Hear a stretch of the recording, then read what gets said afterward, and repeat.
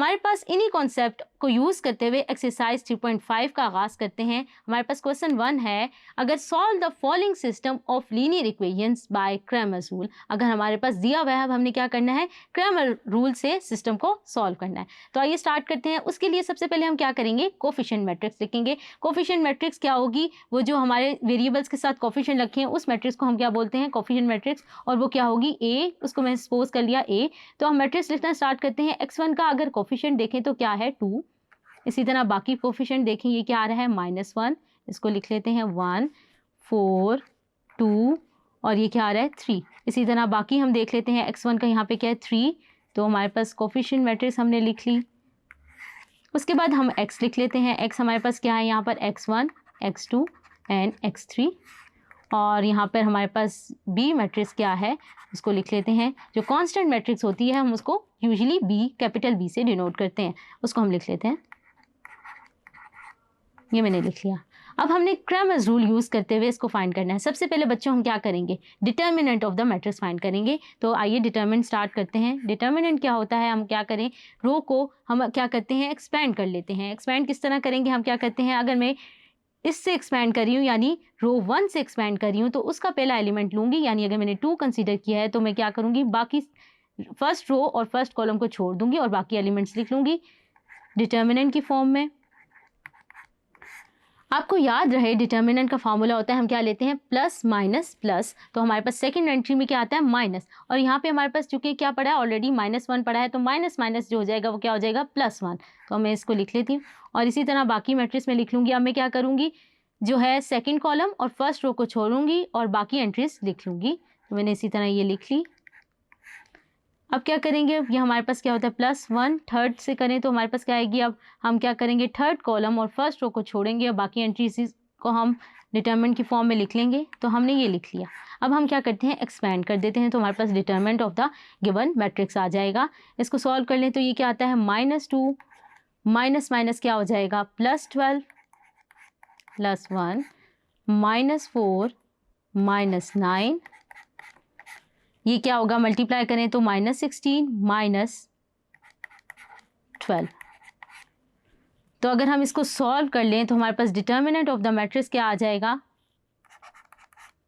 ये क्या आ जाएगा 2, ये आ जाएगा 10 +1 माइनस, ये क्या आ जाएगा -13 +1 -16 एंड -12, ये हमारे पास क्या बन जाएगा -28। तो इसको हम लिख लेते हैं और इसको मज़ीद सिंप्लीफाई कर लें तो हमारे पास क्या आ जाएगा, इसको अगर हम मज़ीद सिंप्लीफाई कर लें तो हमारे पास क्या रिज़ल्ट आ जाएगा, ये हमारे पास क्या बन रहा था, -6। तो ये हमारे पास क्या आ जाएगा, -22। तो इसको सॉल्व कर लें तो हमारे पास क्या आ जाएगा, -15 which is not equal to 0। So we can further proceed. अगर हम क्या करें, अब हमने क्या करना है, क्रैमर्स रूल से इस सिस्टम को सॉल्व करना है। तो क्रैमर्स रूल के लिए हम क्या करते हैं, x1 मैट्रिक्स लिखना चाहती हूँ मैं, तो मैं क्या करूँगी, डिटर्मिनेंट के 2 साइन लगा लूँगी, डिवाइडेड बाय a डिटर्मिनेंट।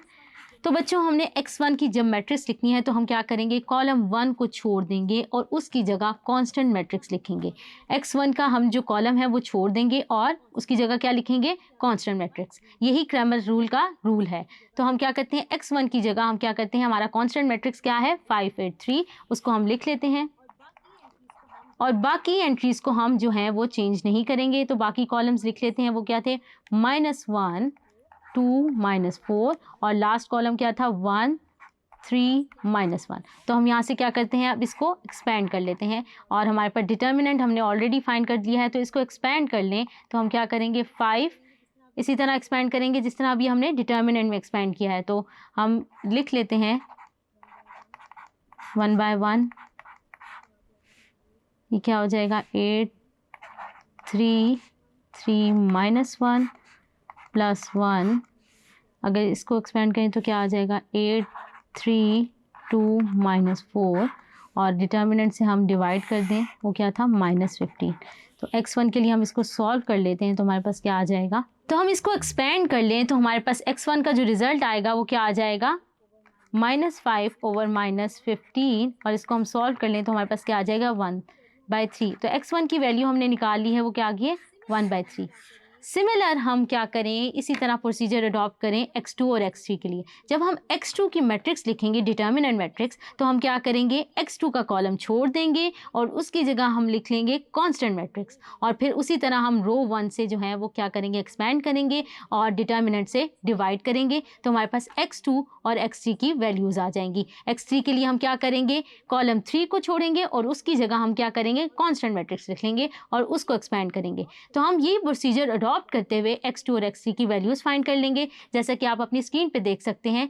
जैसे हमने x1 की वैल्यू फाइंड की है, इसी तरह हम क्या करेंगे, x2 और x3 की वैल्यूज़ फाइंड आउट कर लेंगे।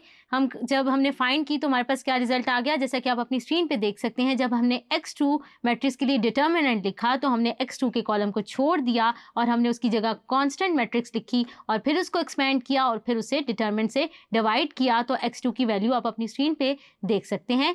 Similarly we can find the value of x3। हम क्या करेंगे, कॉलम 3 को छोड़ देंगे और वहाँ पर कांस्टेंट मैट्रिक्स लिख देंगे और फिर हम क्या करेंगे, उसको एक्सपैंड कर लेंगे बाय रो 1, या हम किसी भी रो से एक्सपैंड कर सकते हैं। एक्सपैंड करने के बाद हम डिटर्मिनेंट से डिवाइड करेंगे तो हमारे पास x3 का रिजल्ट आ जाएगा, जैसा कि आप अपनी स्क्रीन पे देख सकते हैं।